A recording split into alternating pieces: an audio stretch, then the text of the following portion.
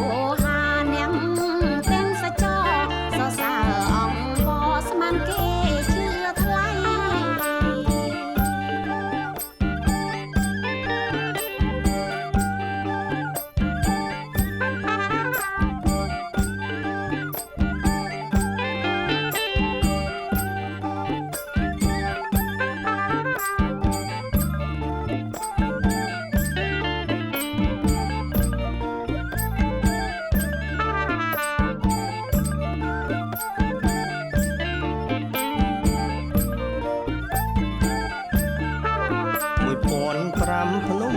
នេះសាងសិទ្ធបបងប្រដិតបោបញ្ឆោតស្រី1005ភ្នំនេះសាងសិទ្ធបបងប្រដិតបោបញ្ឆោតស្រីសូមឲ្យមុងអាយុខ្លីបបងស្មោះស្រីសូមជួបកុំខានសូមឲ្យមុងអាយុខ្លីបបងស្មោះស្រីសូមជួបកុំខាន